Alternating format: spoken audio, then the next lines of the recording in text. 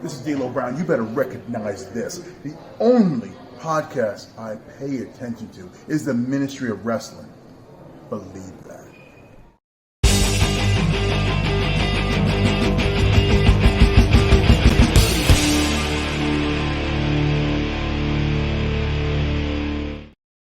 Hey yo, hey yo, hey yo, how you doing, guys? There's another pay-per-view on the way, this time from AEW, so you know what that means. We're here. I am the one AJ Anthony Jordan, guys. I know it's been a while since you've seen me, but put it this way, we're toying with different ideas, and as it currently stands, we just thought we'd bring back a full show just to keep you going and just promote it there. If you aren't a fan of big shows, the individual match predictions will be coming out later on in the week. So you've got both varieties out there. Don't just either way, give us a thumbs up, give us a like, give us a comment. Let us know which way you prefer.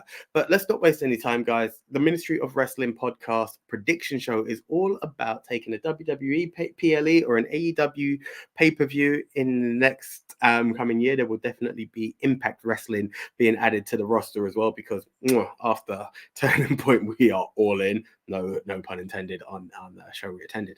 But what it is about, guys, is it's essentially 5 guys all representing the ministry competing against each other to be crowned the Ministry of Wrestling champ. What we do is we go from WrestleMania to WrestleMania as a calendar year, and we all put our predictions on for every pay-per-view / PLE that takes place, and we compete and give our predictions. If we get a match right, we get a pay-per-view point, and what happens is the person with the most pay-per-view points gets a series of show points, and we just break it down in a order that essentially just shows how it works. In like football, in football, if you win 3 points, you get 3 points, you draw, you get 1, you lose, you get 0. For us, we have to break it down a bit more because we're all competing against each other at the same time. So it goes something like this.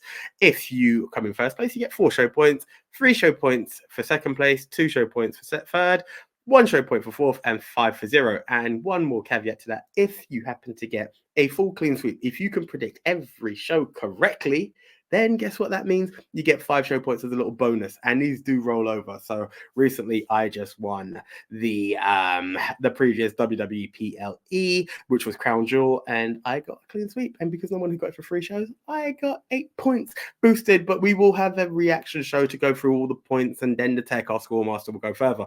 I don't want to waste any more time. As I said, if you want the shorter versions, yeah, just give me the 30 seconds. If you got this far, it's cool because I've got the retention time and I appreciate it. But the breakdowns will be coming. But let's go for it right now. We are going to go through the predictions for AEW Full Gear. And we're going to kick off with, small caveat before we do kick off. In true Tony Khan fashion, we have 9 matches, but normally in AEW is about 13 to 14. So you will see this video. If there are extra matches added from Dynamite, Collision, and Rampage, we may do a separate video. You'll just see the individual matches as we can. But right now, this is a 9-match preview show based on what has been released pre-Dynamite on the 16th of November. And we're going to kick off with the 0-hour match of MJF and To Be Announced versus Guns Up, the Guns, Colton and Austin Gunn. So this match interests me because as much as I feel it's going to be Adam Cole, I mean, we could go down the route of maybe MJF and Wardlow reuniting, or MJF and the recently I'm giving up my TV title Samoa Joe in the mix. But ultimately, it's going to be MJF retaining against the Guns. It's just the development of the story. I believe, personally, as much as I want to see gold around the Guns again, I believe there's a certain trios title. There's a story in that to go with it. And I also believe Adam Cole's returning because it just gets too confusing if you've got somebody else out there. I need Adam Cole to return as opposed to MJF squashing the Guns on his own. Guns Up, baby. Bullet Club Gold and the Guns are more prestigious than just getting smashed by one man on their own. But avoid the confusion because that person's now worthy of the tag title, and then this and that. It just gets too confusing. So Adam Cole to return, and Better Than You, baby, to be your remaining current Ring of Honor tag team champs. But that does need to drop soon. Let MJF focus on the singles title stuff. So who is this mystery partner going to be for MJF? A lot of people have actually heard saying Adam Cole's going to be back. I mean, that would be amazing, but I do not believe it for a moment. Could it be Joe? I think it could be Roderick Strong, which would be fun and banter if they actually did that. I think MJF is going to retain here. Would it make sense for the Guns to win and put some gold around Bullet Club Gold? I mean, there's an argument to be made for that too. I'm verbalizing my thought process here. I apologize. What's my head telling me? No, we need to have some banter with the mystery partner. I think MJF and the mystery partner are going to retain this. ROH World Tag Champions is not on a tag team. It's technically on a single wrestler right now, which is really messed up because I always say a tag team belt should always be with a tag team, not two put together single guys. And you even right now had MJF and Adam Cole, two single guys come together. I understand it was great, and they created a tag team name, but all that. One got injured, belt should have been dropped, but they're telling a story. I don't know the story, but I hope it's a good payoff. I hope Adam Cole comes back, and the first match together, they lose the tag team title, which then should create some form of like, I held this on my own without you for so long, and then you came back and lost it for us. So hopefully that, but with this, the Guns should win, but they won't. My pick is MJF because they're doing a story with that, and let's see what happens in the end. So MJF to win. So this prediction is for the Ring of Honor Tag Team Championships between MJF and a partner of his choosing, being that Adam Cole is still injured, against the Guns of the Bullet Club Gold. Now, this will be interesting because it would be interesting if MJF were to lose those tag titles because of the fact that he has a match later on in that night, and then it puts pressure on Bullet Club Gold to have all the gold.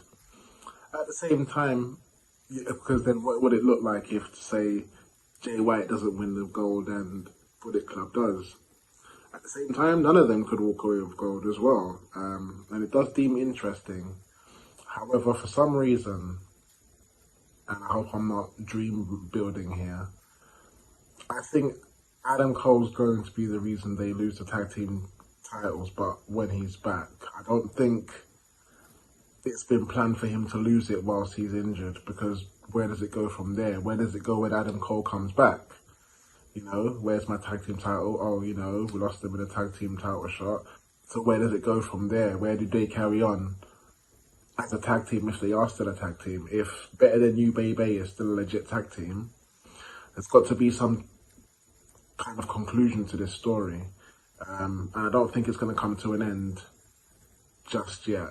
As interesting as it would be for the Guns to win the tag team titles, and as good as it would look on them, I don't think MJF is going to lose the tag titles just yet. I might be wrong, but I'm going to go on the whim of the story with Adam Cole and MJF not being over yet.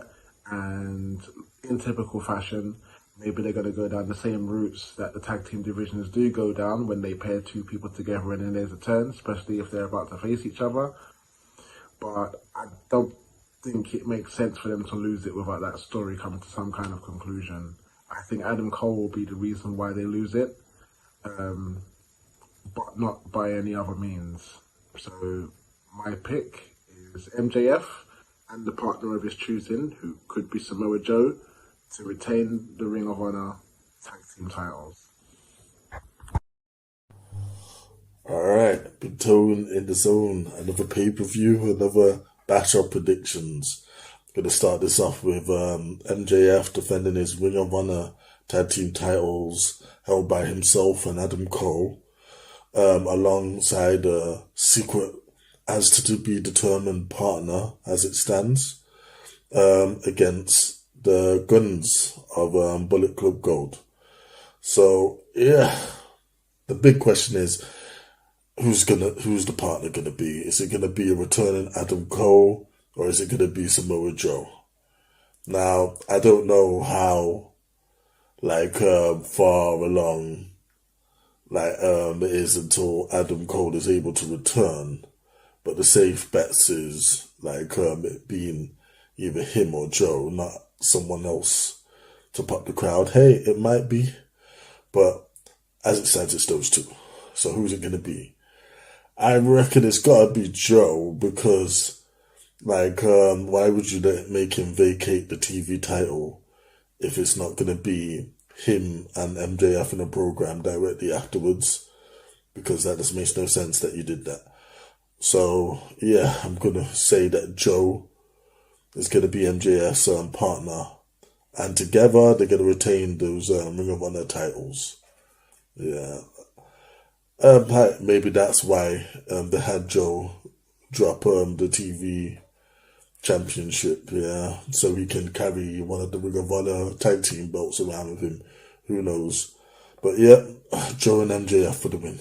Okay, so as it currently stands, the ministry are all very much believing that MJF and whoever he picks is better than the Guns, baby.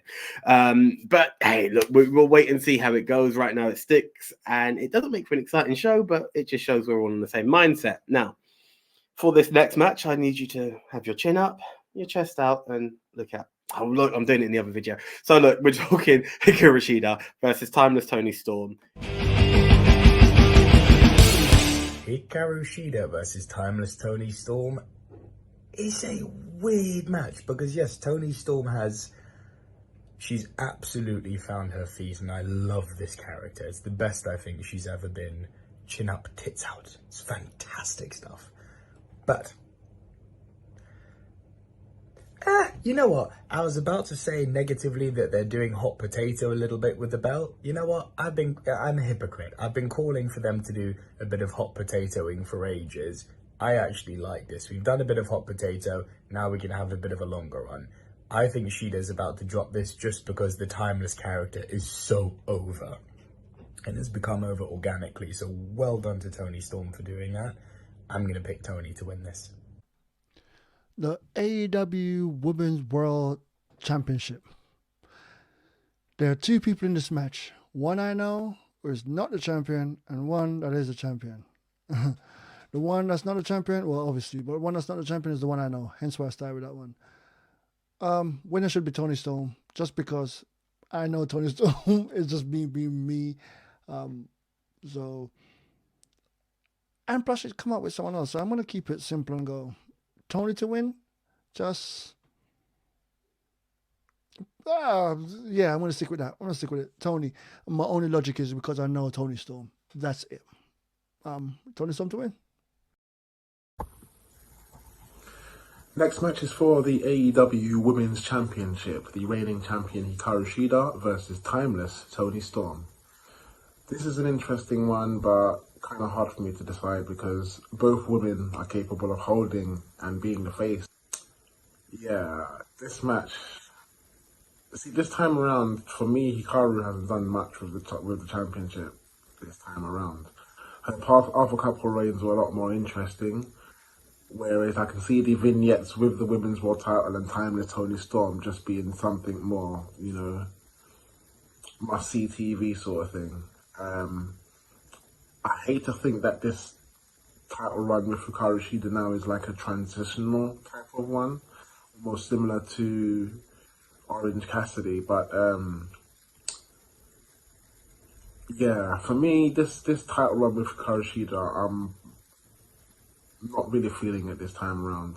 I mean, credit to her for, being a multi-time women's champion. She's really solidified her status in AEW now. But there hasn't really been a rivalry for me to be invested in as such. Whereas there seems to be another woman involved now with Tony Storm, and I don't know whether she's there to help her, whether she's there to cost her the title match. It's an interesting evaluation. Kind of reminds me of Trish and Mickie James, funny enough. It looks like that's building up. Whether that will be over the women's title, I'm not sure.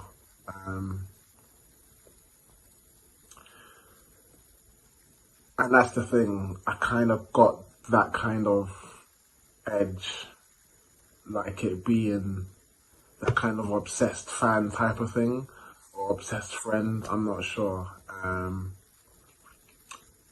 But I'm going to say, because of the reinvention and all of that, usually it should be a good thing. So I will go ahead and say Tony Storm to be the new women's AEW champion. Okay, Hikaru Shida versus Timeless Tony Storm. Now, I actually, for one, have been liking these hot swaps with the women's title. Yeah, it makes it a little more exciting. And to be honest, I feel a few championships, not all of them, but a few of them could do with, like, following the same route, like changing hands a bit more quicker, because it becomes too predictable when someone holds the title for a long time, like MJS one. Yeah, again, I feel he's meant to hold the title for quite some time. That might be a spoiler for my later prediction, but that's where it is. So Hikaru Shida, like, getting her belt back so quickly after she lost it in All In, I feel was a good thing. Will she lose it again to the now crowned timeless Tony Storm?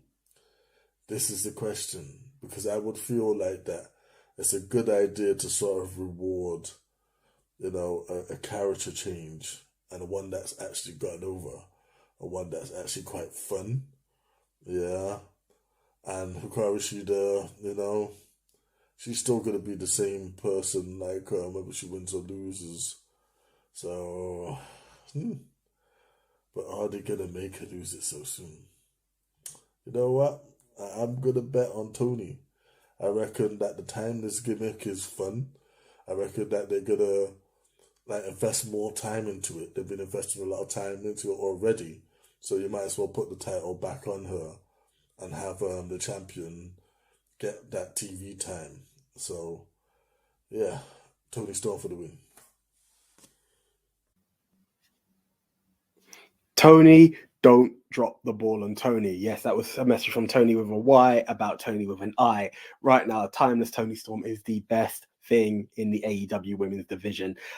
Nothing against Shida, but this is the moment. She's no longer an outcast. She's got her gimmick and it's working, and it's the homecoming. And, it's all about chin up, chest out, and look out for the shoes. Now, officially, I feel that if Tony Storm loses this one, we're just in an emotion of losing steam. Hikaru Shida, with the highest respect, I've not seen a lot of her matches, but I believe she's like broken the record for being the first 3-time women's champion and stuff like that. The legacy's there, and I know it all feels like a bit of a filler when Shida holds the title, but she's a top talent from what I've understood. This is Tony Storm's time. It's the homecoming. Don't mess it up, guys. Tony Storm for the win, 100%. You're not going to hear me say anything else.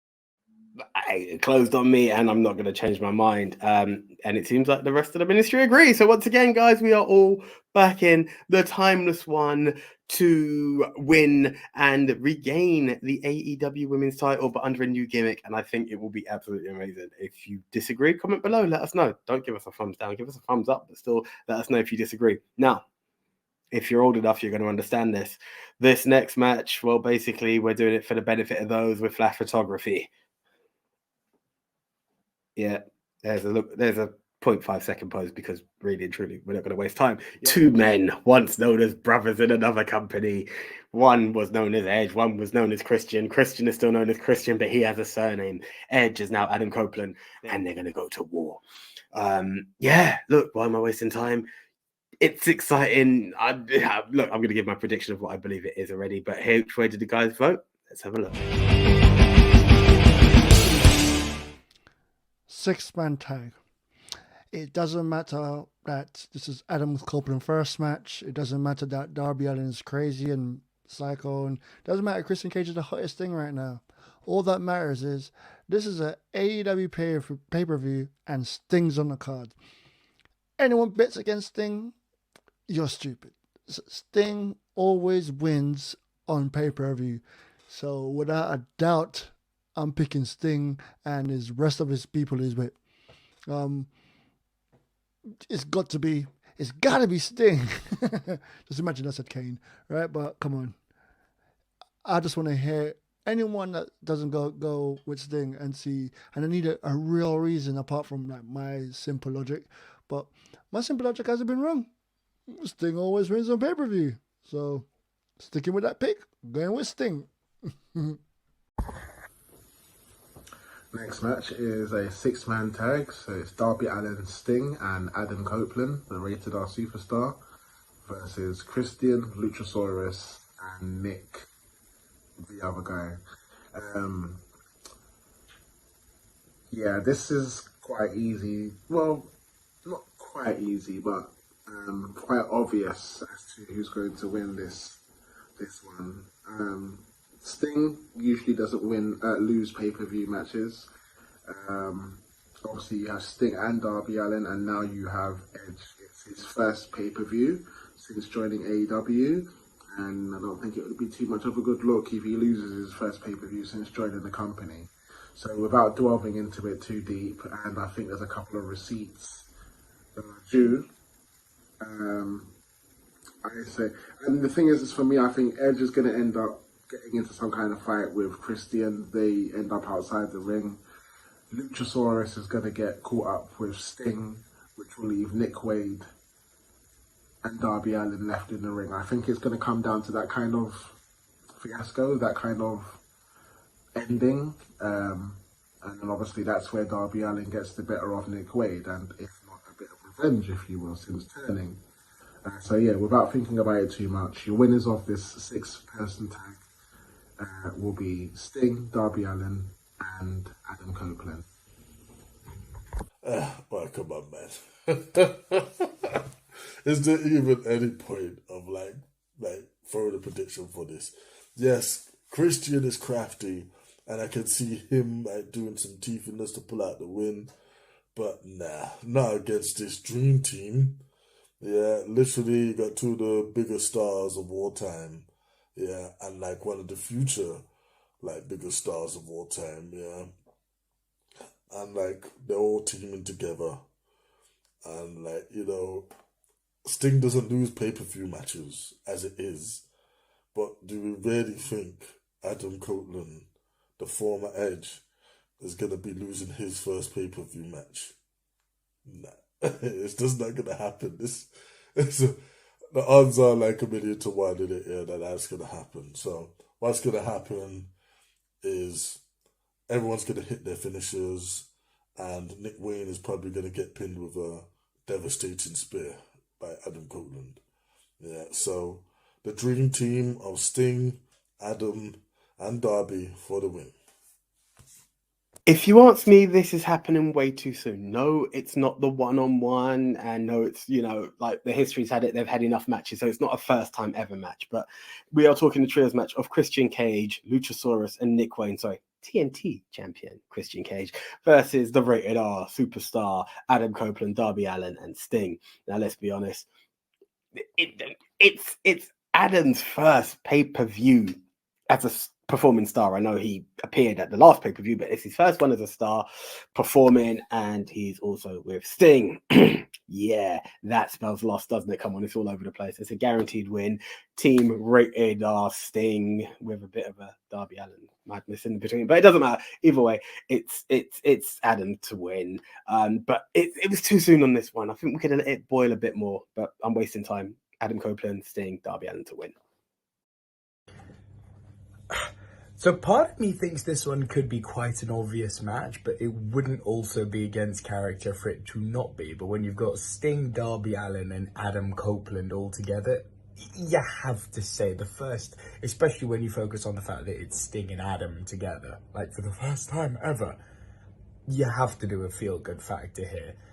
Nick Wayne is made for pinning. That is his role in life at the moment, so I think he's going to eat the pin. Copeland's gonna get the win. They have to give him that. Big PLE win. And there'll be a fallout with Christian and Adam, which will be interesting to see. You know, this is far from over, but I'm gonna go with Sting, Darby, and Adam Copeland to win this one. Okay, so once again, we're all on the same page. I mean, it is kind of interesting. Wouldn't it be interesting if Sting gets his first loss and they just kind of spin it? But it's just not going to happen, is it, Tony? Let's be real. Let's be real. What I am going to call is Sting to come out in face paint, probably half normal Sting, half Ultimate Warrior Sting. Just give it, a mix, because hey, when's the next time we can do it? Sting's announced his retirement soon, so let's do that. But let's not waste any time on small predictions that don't give points, and let's move on to something that will give points. We are talking Orange Cassidy versus Jon Moxley for the international title. This is the second time these guys are meeting for the title. Will the result be different this time? What do the guys think? Let's have a listen. Next match is for the AEW International Championship. The reigning champion Orange Cassidy versus Jon Moxley from the Blackpool Combat Club. This is like the rubber match to really see who really is the true international champion. And Orange Cassidy feels like he has something to prove here. And I don't think he can afford the loss more than Jon Moxley. Moxley's the type of person where I don't know whether he seems to be giving people that kind of rub now. But then if he wins the belt, Moxley, where does he go from here? Who could be his possible next opponent? I mean, you could say the same for Orange Cassidy, but, the first run, it was an amazing run. Everyone felt like it had purpose and everything else. Now, this match is like to give him purpose. It's like no other match doesn't seem to matter to him any more than this match, in order to solidify himself as a true champion. In my eyes, he's a true champion already for the multiple times he defended it, and as we speak, the longest reigning international champion. But his story is beating Jon Moxley, and I don't think he will lose a second time. I think this is the match where he gets over on Jon Moxley. So for me, I'm going to say still your AEW International Champion, Orange Cassidy. Orange Cassidy versus Jon Moxley for the International Championship. Yeah, I feel it's get back time for Orange Cassidy. Like, I don't feel they're going to make Jon just beat him straight twice for that title. Yeah. Hey, they might. They could. Because maybe it's course correction from what was actually supposed to happen. Where, like, Moxley beat Orange, was meant to defend the title. Probably have another run similar to Orange's, but unfortunately he got hurt. And Ray Phoenix had the title for a couple of weeks there before giving it back to Orange. So, where do we go from here with that title? Do you try and do what you were originally gonna do with Jon, or continue on with Orange? I feel that Orange is a safe bet, because if you're gonna give someone else the title, let's just have someone completely new. Yeah, like beat Orange for the title. He doesn't have to have another long reign as he did. Yeah, let's have someone do like a shocking defeat of him. And Jon Moxley beating him wouldn't be very shocking. So I feel Jon did the favours for him, before, and now it's his turn. So I'm gonna go Orange Cassidy for the win.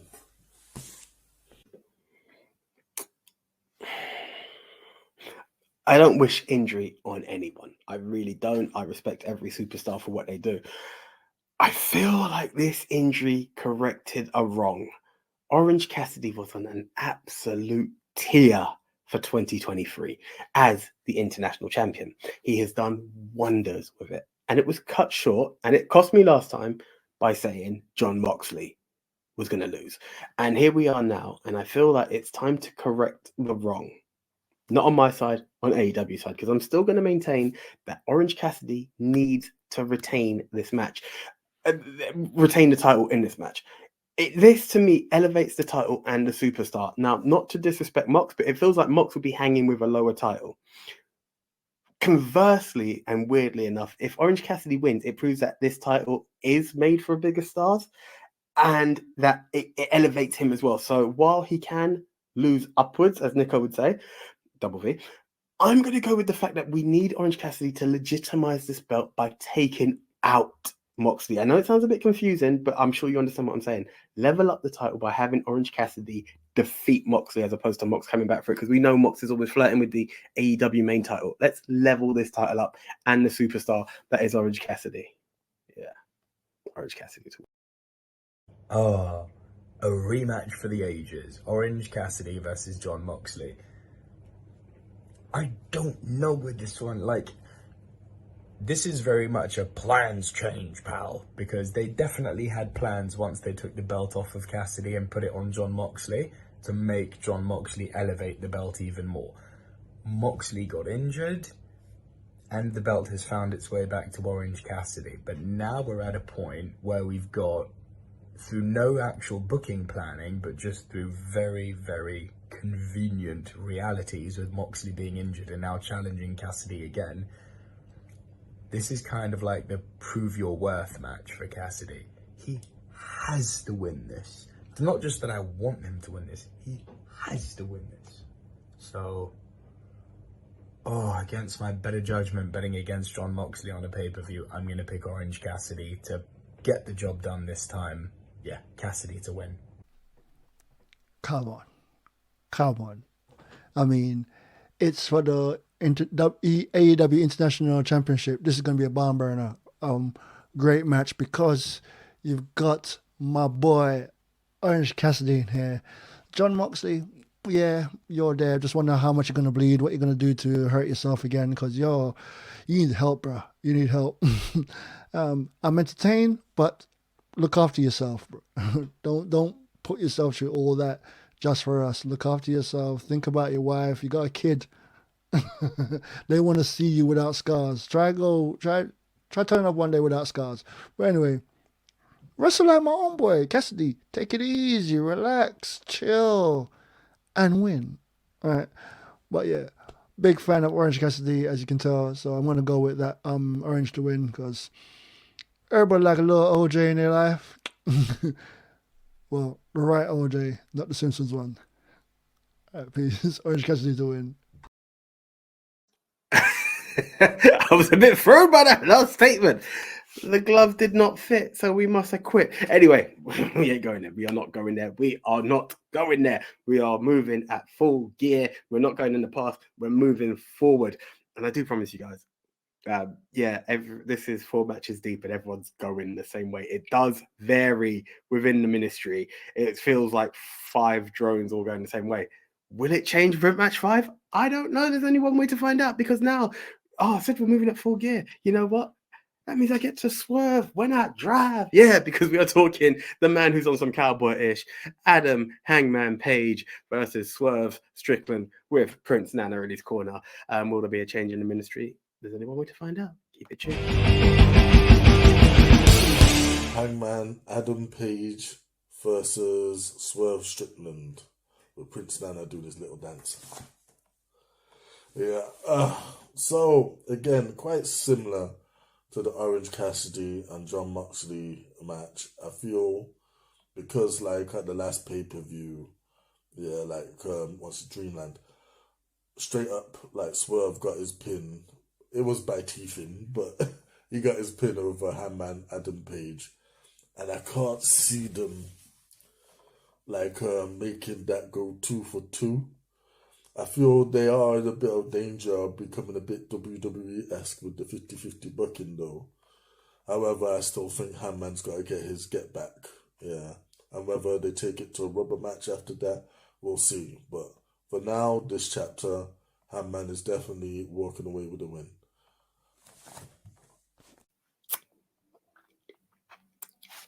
This one has me stuck. It doesn't have me too stuck, and I'm just gonna go with it. I feel it should be Swerve to take the victory, but he won the last time, and then that just leaves Adam in a bit of stress.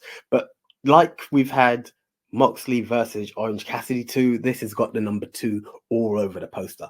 And I feel that what they're going to do now is play the rubber match game with this. It's a fall a piece on it. So let's not waste any time. Let's just go with it. I believe, as much as the elevation's there and Swerve is in his glory, not that one, because hey, that had to move on.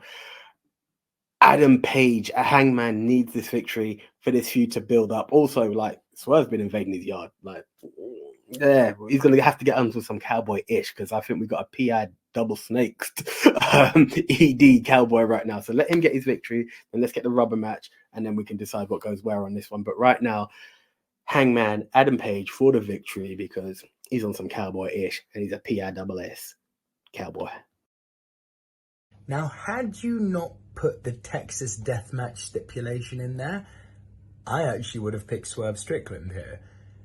Because they've had their first match where Swerve won, but to have Adam Page win so soon, and yes, that you'll say that leads to the rubber match, but you know, the way wrestling works is the heel can win 2 matches and then the hero, the face, wins the 3rd match, and it's like, oh my god, he's done it, even though he lost more matches than he won in the rivalry. Because they've put the Texas Deathmatch stipulation, you're not about to have the Cowboy lose that. We're going to see some Cowboy shib here. The last Texas Deathmatch we had between Adam Page and Jon Moxley was insane. So I'm expecting absolute fireworks here, but I think we're going to see Hangman Adam Page leave with a win here. I don't want to start off negative, but I don't want to end negative. So let me start with this way. Hangman, Hangman's feud with Omega, loved it. Big fan of Hangman there. But lately, I haven't really seen or really gave 2 bleeps about Hangman too much, you know. No offense to the guy, like, I don't really watch the product as much, but when I do, he's not holding my attention. And Swerve is coming up, and Swerve should win just to get a win over a once champion. Like, he's probably done it with Freddie, but I'm going with Swerve just because, like, Swerve is coming up. He's winning a couple big matches and should still be winning big matches and not just drop to Hangman. So I'm going with Swerve for this one. Yeah, that's my pick. And my logic is not even watching the product. He's just going with the up and comer. I don't even know if that person's been around for quite a while or whatever, but I'm going with Swerve, and that's my last time I'm going to say that. In most rivalries that you see, when they involve family, it's a no-go. You know, every rivalry that I have seen where they have got family members involved, yeah, the comeuppance is pretty straightforward, you know, and I think there's going to be some double crooked letter whooping going on in this match.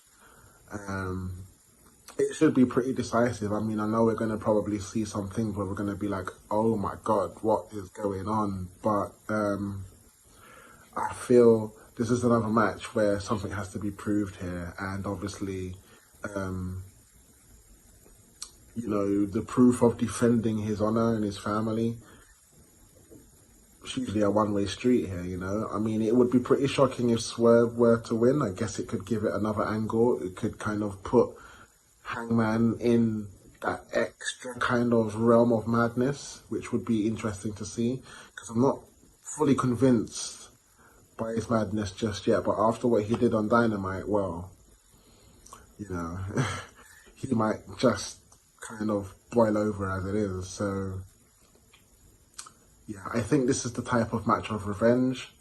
You don't break into a man's house, you don't hang over a man's child's cot. Nah. Swerve has got something coming to him, I'm telling you that. So, or as Caprice would say, I can promise you that. But yeah, your winner for this match, Hangman Adam Page. Okay. So then the tech has finally branched off. There is one member of the ministry that has branched off. It's like the final, the Fast and the Furious. Paul Walker and Vin Diesel. There's a bit of a split that's taking part now. It's not as heartbreaking. We're still here. We're all going to be together on Saturday to watch the show. But yes, Den has gone with Swerve Strickland to swerve in his glory when the rest of us believe that some man on some cowboy-ish is going to win. Saturday will determine the way. But as it currently stands, Den might have all to take or all to lose based off of that one decision. Time will tell which way it goes. Okay, now, guys, we move on. It's a make or break in this tag team match because it's either make, break, or take, because it's either the making of a tag team known as the Golden Jets, Chris Jericho and Kenny Omega versus the Young Bucks. If they win, they get to stay together and they take the Young Bucks tag title opportunity versus a winning tag team to be confirmed later on. Or if the Young Bucks win, the Golden Jets are no more, which is going to be interesting with the Callis family wanting to kick both their AWSs. But that's not what it's about. Which way will it go? Golden Jets versus the Young Bucks. How did we pick? Let's find out. The Golden Jets versus the Young Bucks. Kenny Omega and Chris Jericho versus the Young Bucks. The really reformed elite are fighting again. Boys, why? Why? It was so sweet. I'm torn between two things. I actually want to go down the route of, so instinctively, I'm going to go with, if we have to pick a winner, the Golden Jets to win. It just furthers this storyline. But I'm looking at a bigger picture, and I'm like, the whole Callis family will possibly interfere, and it ends in a no contest. And this reunites the team, or builds the team, because they have to go after the Callis family.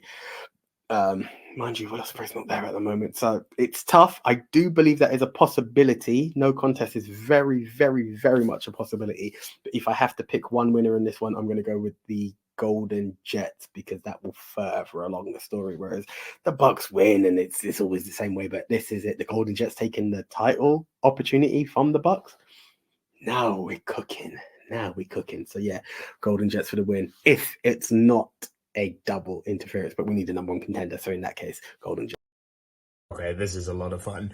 A lot of people are saying that, oh, they're recycling what they did a few years ago when Kenny Omega and Hangman went up against the Young Bucks. I'm going to say Kenny Omega and Chris Jericho, man, this is a team that's being cemented. I think we're going to see a bit of a heel turn from the Bucks now. They're making Kenny a big thing again, which is really nice to see. And we need to see a big run with Kenny as a face, not just as, Kenny the Collector was a dirty heel. Kenny having a big run as a face, I'm all for that. Would I at some point like to see Kenny and Chris Jericho with gold around their waist? Oh, hell yes, I would. So for that reason, which is why I think we're going to go there, talk about a character arc that's gone full circle with Kenny and Chris, I think Omega and Jericho are going to win this. Finally, I can't be wrong. Because I love the Bucks and I love Omega, and I always have to pick one or the other because I never think they both win. So it could never be, if the Bucks win, I always go again.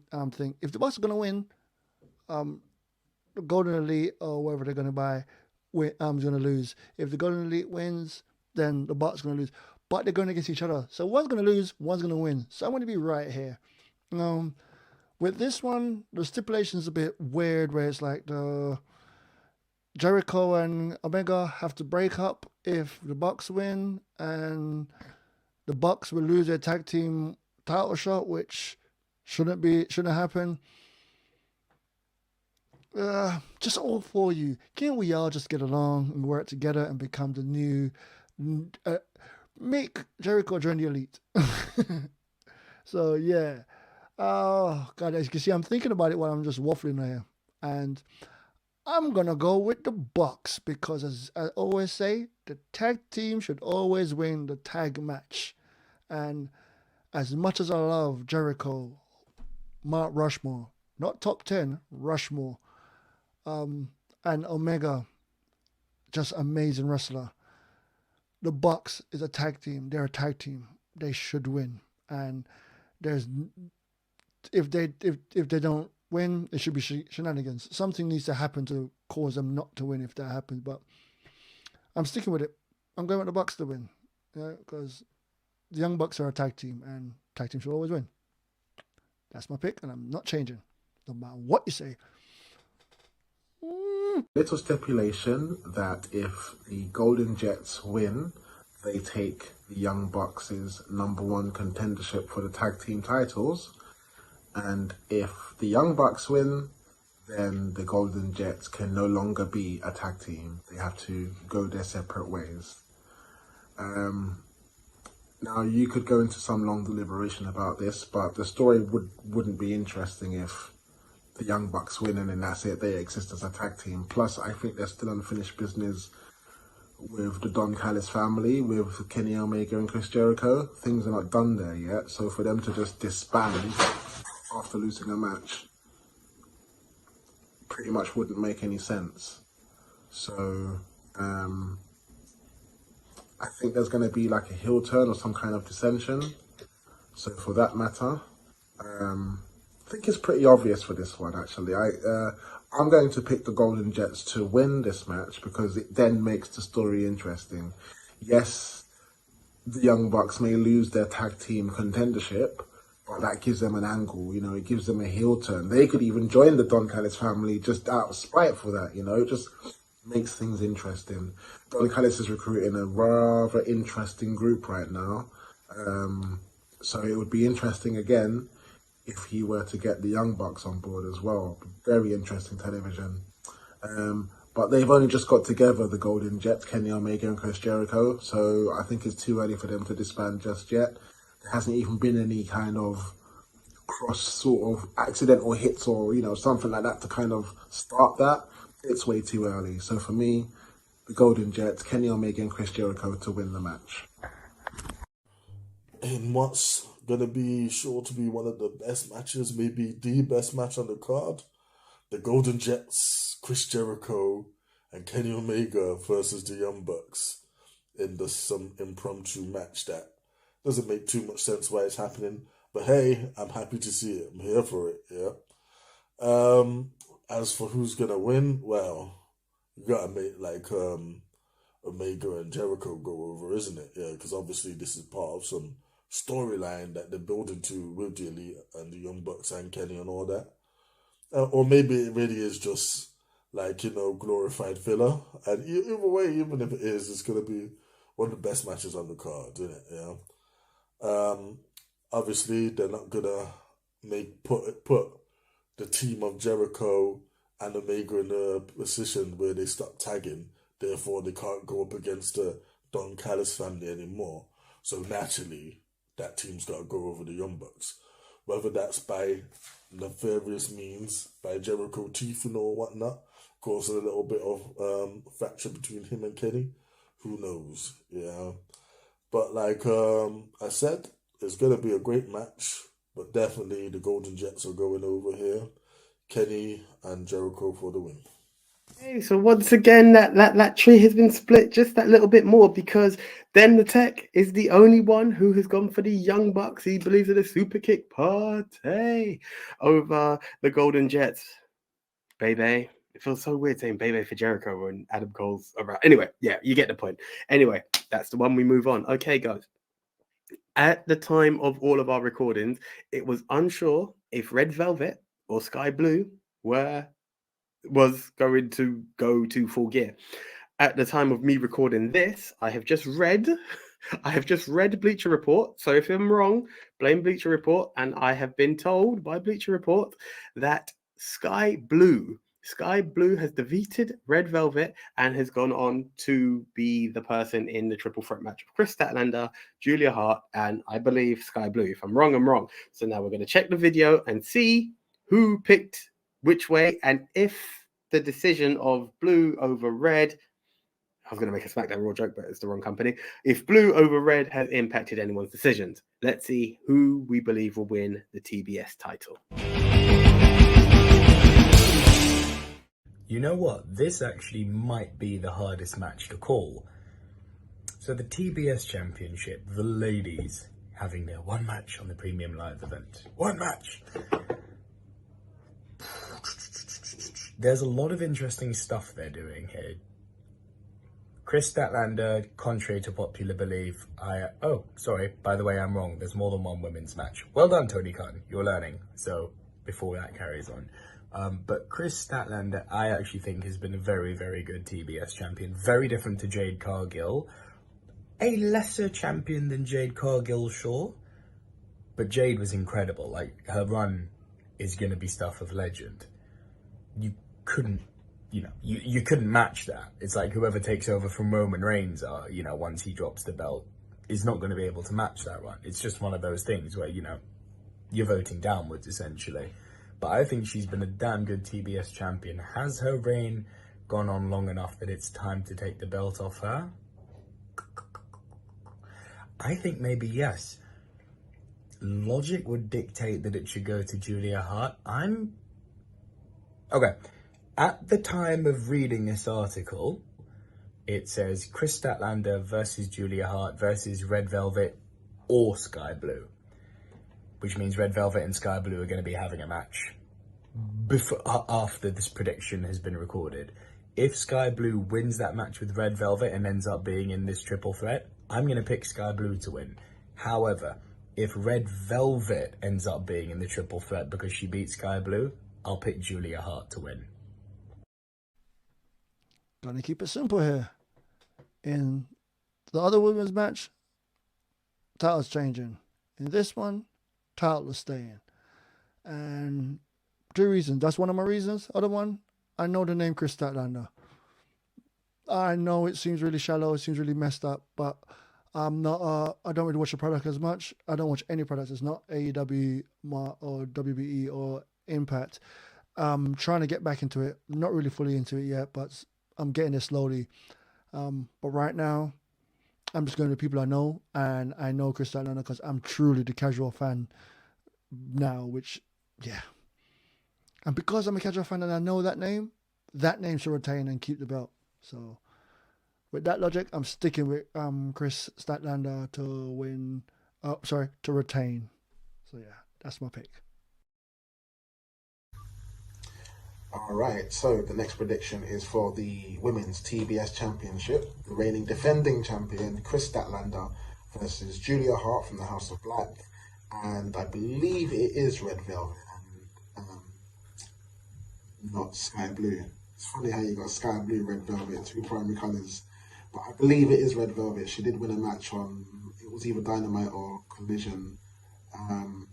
So I think it is Red Velvet. However, here is a prediction for this match.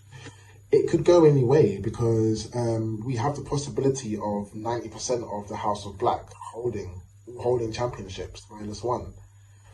Who that will be, we're not sure. But House of Black have been very threatening with the vignettes, with the dark appearances.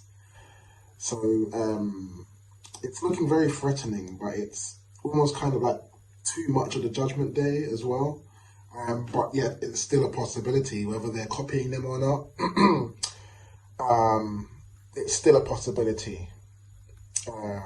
So storyline wise,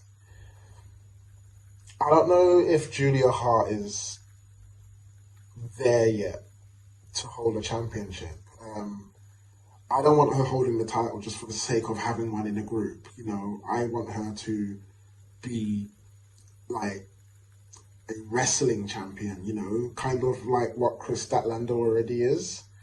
And as much as she is a threat, I just don't think the title run of Chris Statlander is going to be over just yet. But there's all kinds of situations going on at the moment, so it's kind of hard to determine what's going to happen. This whole dark thing with Sky Blue seems to have faded out. Like, she seems to have her own kind of thing now. But she's not in the match. You've got Red Velvet. Okay, she's come back off of injury, but I just don't think it's time for her to hold the title yet. She's got to get a couple of wins under her belt. So that just leaves the reigning defending champion and Julia Hart, who is, I guess, the biggest threat in that triple threat, really. But again, I don't know if she's done enough just yet to hold that title.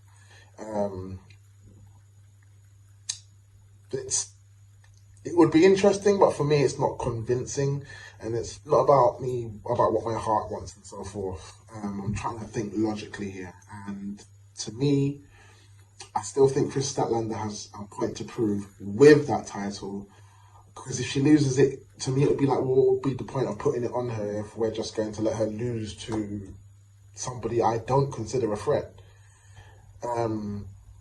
Julia doesn't kind of play those dark games as much as the latter of the House of Black. So yeah, I don't think she's a threat just yet. I think she needs to be a little bit darker before she poses a real threat of winning any championship, although anything can happen in the world of professional wrestling, hey. But without going into too much now, because we're going 3 minutes over, I'm going to say still your TBS champion, Chris Statlander. Triple threat match for the TBS Championship. Chris Statlander versus Julia Hart versus either Sky Blue or Red Velvet. Yeah, it's gonna be Sky Blue. Come on, man. The storyline's been building up to that. Yeah. Why on earth would they just like slide in Red Velvet at the last moment? So yeah, I reckon it's gonna be Sky Blue. Yeah, and I reckon Chris Statlander is gonna whip both Sky Blue and Julia Hart's ass, you know. As lackluster as her character can be sometimes, I feel they have been slowly addressing it by making her what I want her to be, and that's the anchor of the women's division. Yeah, and I feel this is just going to be that showcase. Whether Julia Hart and Sky Blue band together afterwards, you know, whether they go into their own program afterwards, who knows? But I think Statlander is definitely leaving with her TBS title intact. At the time of recording, it is advertised as Chris Statlander, the current TBS champion, versus Julia Hart versus Red or Blue, that's Red Velvet, or Sky Blue for the TBS title. My heart of hearts wants me to say Julia Hart because you know what? House of Black, baby, is what I do when it comes to AEW. Well, Bullet Club are taking over now, but it doesn't matter. You get my point. I would love to see that around Julia Hart, but I feel that in order to make the TBS title look like that prestigious title, in order to make Chris Statlander look like a champ and the worthy champ, someone who beat the undefeated Jade Cargill twice, she can't drop just yet. So as much as I would love to say Julia and, you know, say, oh, it depends on if it's red or if it's blue, it doesn't really matter because we need to establish both the TBS title and Chris Statlander. So Chris Statlander to retain and build, but don't make it too long, guys, because we don't want too many long runs on that. And for your TBS title to look more prestigious and more fight worthy than your main title, yes, it could be your working title, but use the logic. Don't over drag it. But right now, she needs to look a bit more dominant than the newly WWE signed. So Chris Statlander to win. That's what I was going to say. I was going to say Chris Statlander to win, but for some reason the video cut. But it doesn't matter. So guys, there's a bit of a split. So yes, Lico had said if Sky Blue wins the match, which apparently she has, he's now back in Sky Blue. So that's the one. We now have everyone going Chris Statlander and Nico on the Sky Blue train. So there's a bit of division now. There's a chance that someone can walk out with 4 points. Maybe there's a chance for the 5 points to still be there. But now there's division, there's dissension in the ranks. But there are still 3 guys: myself, Big Tone, and the Ultimate Vanessa, current champ, may I say, Leon, there, Simsy, as on the same train. And there's only, I believe, 2 more matches to keep us going and to see if there's going to be any separation. So let's not waste any time. We now have the fatal 4-way tag team match. The current champion, Ricky Starks and Big Bill, versus Agado no, that's the wrong company. LFI, I can't remember. In your Arab, like I can never pronounce it.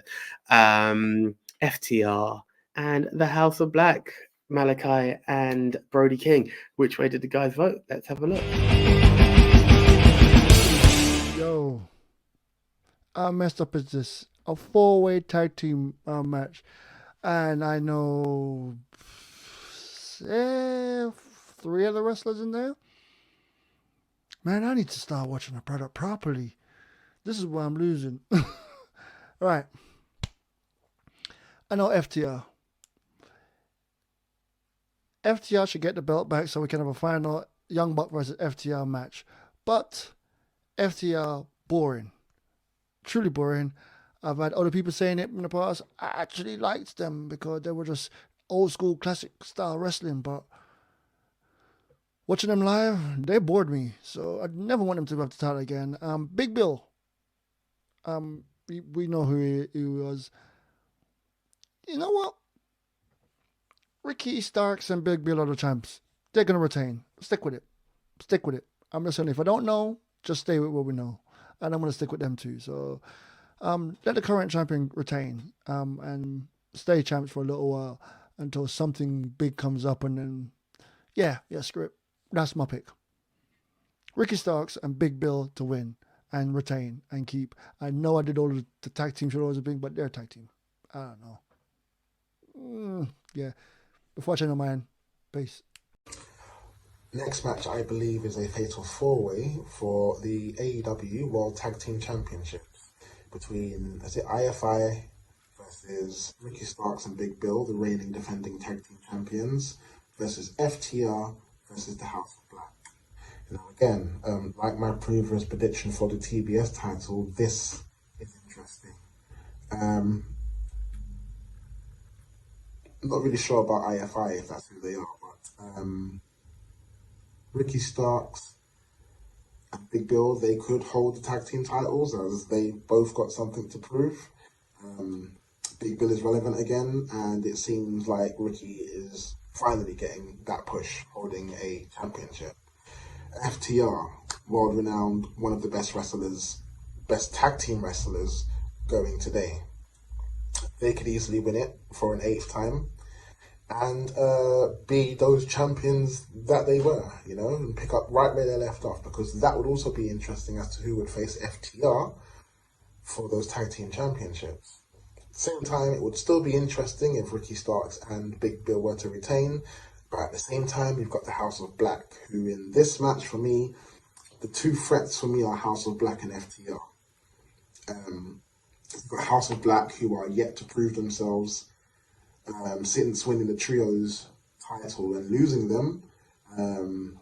They've only just kind of come back now, so my question is, what's their purpose? Is it too soon for them to win the tag team titles? Is it about time that they win the tag team titles? I'm not really sure. But what I do know is that whoever wins this match, I don't think I would have a problem with it. It would just make future storylines interesting. However, I also think that it would be a massive achievement if Ricky Starks and Big Bill do beat the latter 3 tag teams in this fatal 4-way tag team title match, because it would kind of finally put them on the map. Yes, they've had a couple of title defenses, but they've not really been serious enough for them to be a threat. You kind of knew that they were going to retain, but in this match, this will be the kind of first serious match in terms of defending those tag team titles. And I think in order to be that acclaimed tag team, no pun intended, you have to be a tag team in the House of Black, a tag team in FTR, and any other threat that comes in it as well. So for that, I'm going to say Ricky Starks and Big Bill to retain the AEW World Tag Team Championships. Alright, fatal 4-way for the tag team championships. The champs, Ricky Starks and Big Bill, defending against Rush and Jalisco, versus FTR versus the Kings of the Blackthorn, and that's looking like it's going to be Malachi Black and Brody King. Yeah. Okay, so yeah, this is actually an interesting one because, like I said, the Starks and Big Bill really need to have a long reign. I don't think they do. There's some excellent people in this tag team, matchup. Yeah, but I do think we're doing big things with Starks at the moment, so yeah, they're probably gonna aim to keep the belt on him. FTR, they don't need the belts back so quickly, and they can have a little chase, a little story. Hell, they could even go after alternative tag team belts. Rush and Jalisco, yeah, they are yet to show what they can do as a tag team. Yeah, this is pretty much a new thing. Yeah, so they got to build up some steam before they're winning any titles. As for the Kings of the Blackthorn, yeah, they stand a good chance. They really do. If I was to pick anyone to win out of those 4, it would be them. But nah, Starks and Big Bill, they're gonna retain somehow. Starks and Big Bill for the win. I really want to call this match Tag Team Turmoil, but it's a fatal 4-way tag team match for the AEW title. And I'm going to list them all because I'm not too sure if everyone else is going to do it. But here we go. Ricky Starks and Big Bill, the current champions, versus La Facción Ignorable, Rush and Jalisco versus FTR, Cash Wheeler and Dax Harwood, and the Kings of the Blackthorn, a.k.a. House of Black, Malachi Black and Brody King. This is a tough one. This is really a tough one because really every other tag team feels like they've got something. With respect to La Facción, that just still feels very New Japan. I know we can throw it up and say guns up, and that's a different thing. House of Black have had their trios run. as much as I love them, I don't think it's tag team time for them. It feels like my answer has to be FTR. FTR, because Ricky and Big Bill just felt like a throwaway team. Now, do we do, like, if you see my previous prediction, are we going to do throwaway tag team versus throwaway tag team? And I mean, that's a walk in the park for Chris and Kenny, in it. But if you want to make a history-making match, you do Chris and Kenny versus FTR. Can they do what the Young Bucks never could do? Do you know what I mean? But I reckon, actually, as much as our prediction shows it this way, I believe FTR are going to win. And everyone's going to be like, oh my God, it's the Bucks versus FTR one more time. And then it's going to be Chris and Kenny. So anyway, long story short, FTR for the win. I know this is bold, but this throwaway tag team means nothing. So yeah, FTR for the win. Yeah, so the next three matches are superb, but let me start with this one. So the World Tag Team Championships. This has got banger match written all over it, doesn't it? But despite Ricky and Big Bill being surrounded by more established tag teams, I think this match is a device to put these two even more over than they already are. FTR are not winning this, 100% not. Kings of the Black Throne, I think, have held gold too recently when they were the Trios champs. The monkey wrench in my thinking is La Facción Ingobernable, because, I mean, I'm speaking a bit emotionally here. I'm a massive fan of Rouge. I think he's a ridiculously underrated wrestler. Oh, could they put gold on La Facción? No. Bloody Pero Peligroso is just made for losing, unfortunately. I think Ricky and Big Bill are going to retain, and it's going to be their coming out party. So Ricky and Big Bill to win. So I now join the ranks of Den the Tech and Leon the alternate Vanessa Simsy, because I have broken away. And I have gone for Big Bill to lose. Big Bill and Ricky Starks to lose, and gone for the FTR. I feel kind of nervous though. Like, the more I hear the videos, it seems to make sense. Like, why are we burying a team that has just been formed? And if, as everyone's saying, Ricky Starks is going to be pushed, then why not push him individually? But hey, that's just me just trying to secure my point. Right, guys, I've also just been on Twitter. It is official. Sky Blue has been the one to be qualified for the match. So yes, Sky Blue, Chris Statlander, Julia Hart. That's the match that's going on there. I'm going to do one more match, then I'm going to put out one small prediction on my side, just because it's been announced on TK's Twitter. But before we do that, we're going to talk about the devil on another level, the man who's better than everybody else, MJF, the holder of Triple B. Well, apparent holder, official holder, and the other holder of Triple B, Bang Bang Belt. Triple B, that is. We're talking the man himself, guns up all the way, Mr. Jay White, for the AEW title in the main event. Here we go. Which way did the guys go? Let's have a look. Let's have a listen right now. Prediction now is for the AEW World Championship. The reigning defending champion, MJF, even though he doesn't have the belt right now, versus the number one contender, Jay White, who has stolen the belt and is carrying it around, calling it the Bang Bang Belt. Another type of Triple B, but really and truly, it's MJF's belt. See, even the spirits are disagreeing with who's holding that belt right now. Matter of fact, that pretty much tells me who's going to win that match. As good as Jay White is, as well as he's Bullet Club and all of that, as much as he's Bang Bang Gang, and I like the Bullet Club, I'm not going to lie. Unfortunately, this member of the Bullet Club, I don't think is going to be the one to beat MJF. Again, there's a lot of storylines going on, and with all of the queue of people who are lining up to face MJF for that world title, Jay White is literally like the third or fourth person now to seriously be a contender for that title. And he's just going to be another person that MJF goes through.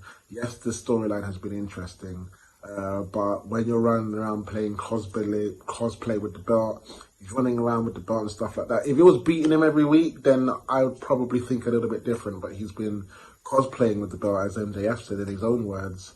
And I think the closest he's going to get to that belt is the cardboard copy he has with his little cardboard copy of himself. But other than that, which is easy to take away, by the way, because it's only put together with duct tape. So you could just rip that off and then there you go. So yeah, that's the closest he's going to get to that title. Not to mention the belt that he stole from MJF. So regardless of what happens during the match or after the match, which I think something will happen, still your AEW World Champion, MJF. Okay, main event time. Jay White versus MJF for the AEW World Championship, or as Jay White likes to call it, the Bang Bang Belt. Yeah, Jay White, he looks good with the belt, man. He looks good. I hope one day he is going to have that belt proper.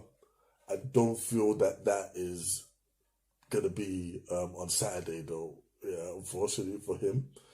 Because, even though he looks good and the Bullet Club Gold have been doing the business, yeah, I would just think, though, like, did you want that reign of MJF to continue? Because, like, one of two things are going to happen. Either Adam Cole is going to end up turning on him, or the more likely thing that's going to happen is that MJF is going to have one of the most diabolical heel turns of all time on Adam Cole. Yeah, but there's more story to be told in between that time. You're not going to be building up Samoa Joe as his next contender, Wardlow as a future contender. Yeah, like putting the world all against MJF just to have him lose it, at the next pay-per-view. So, yeah, it's going to be a hard fight. There's going to probably be interferences. And hell, yeah, maybe if Adam Cole don't make his return earlier in the night for the tag team match, then he might make his return here. Hell, Samoa Joe might intervene, clear out the Bullet Club Gold. There's going to be a lot of shenanigans in this match, but ultimately, MJF is going to retain his title and continue steaming on towards the bidding war of 2024. MJF for the win. The gun is up. The gun is up because it should be Jay White, like Bullet Club Gold. Yes, I know the t-shirt. AJ's always going to throw it up, but it should be him. But let's be honest, it can't be him right now. Not that he will never be a champ. That time will come, I hope. He'd be an awesome TNT champ at the moment, actually. Maybe Juice more than him. But here's the thing. Yes, I'm calling a bad night for Bullet Club Gold, but more than anything, the devil needs to reveal himself. And is it Adam Cole? Who knows? Who cares? Is it Samoa Joe? Who knows? Who cares? Is it Wardlow? Who knows? Who cares? Essentially, MJF has three people potentially after, but he's definitely got three people. He's got the devil, he's got Wardlow, and he's got Samoa Joe after him. That is the element of what is there in the future for MJF and the world's title. It kind of loses weight if MJF loses it. Yeah, Wardlow still wants to be champ, but he still wants a piece of MJF. Samoa Joe's on the hunt, but he's bullied him. So yeah, Samoa Joe could be on it, but not.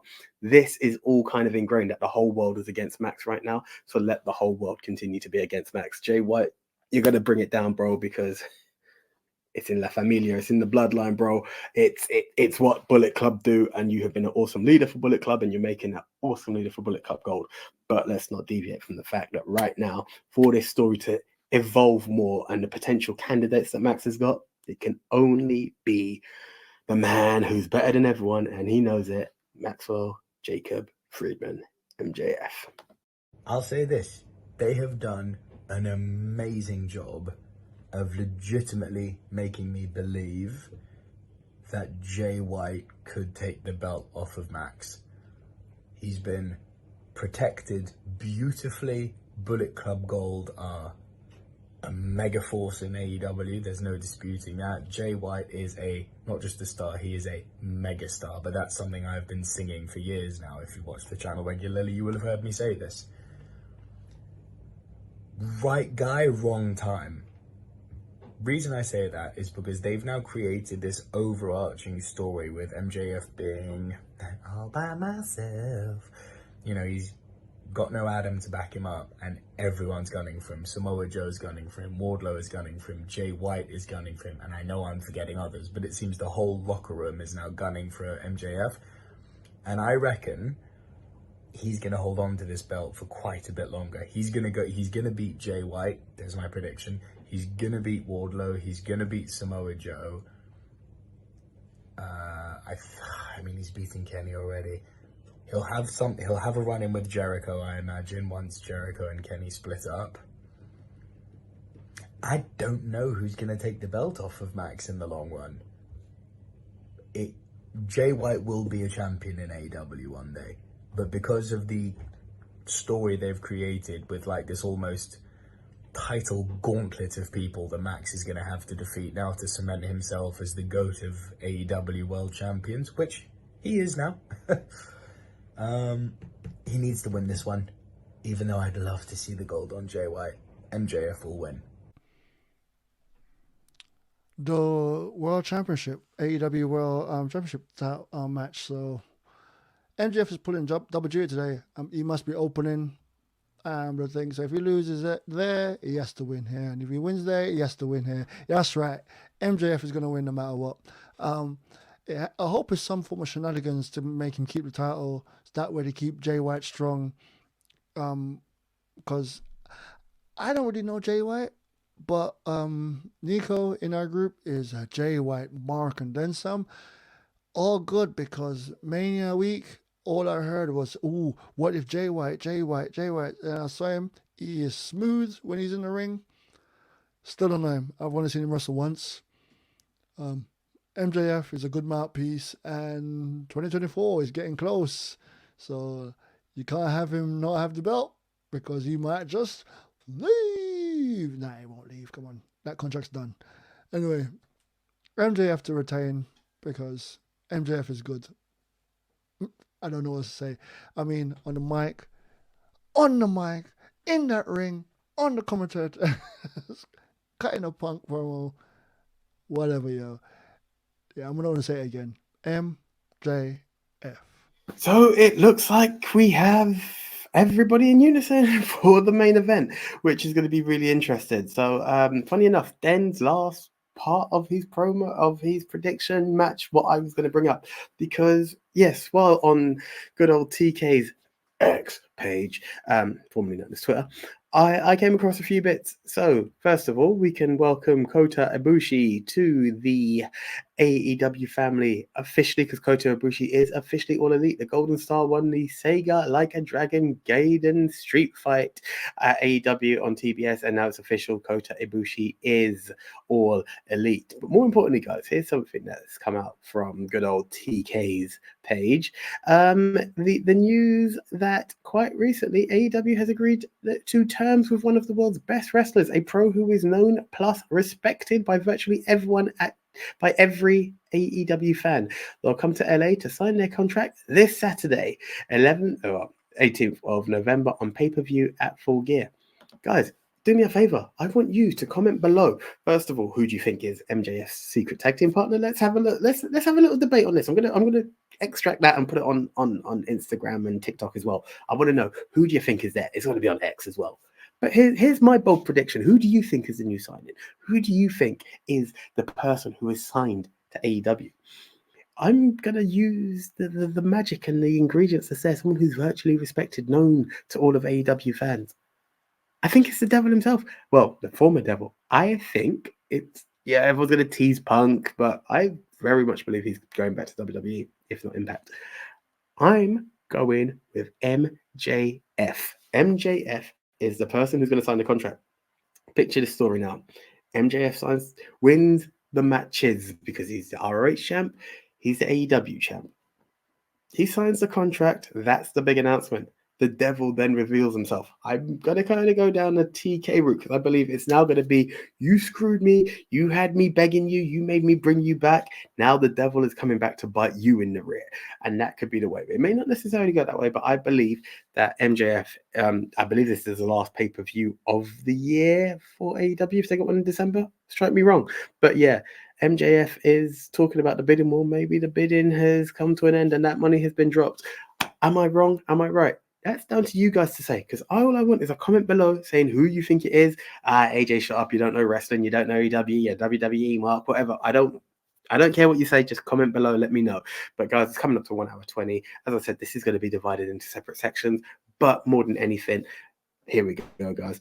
Please like, please comment, please tell your friends to tell your friends, and check out the other content from the Ministry of Wrestling, because there's some great stuff there. We recently went to our first indie show in Ignite Wrestling Pro. Check out what our review on that. Yeah, there's a lot of stuff in there. A few debates coming up. Check out the page. We thank you. We love you for all your support. I'm not going to let this go to 1 hour 25. I'm not even going to let it go to 124, 123. You know why? Because I'm signing out right now. See ya. Thank you very much. We out.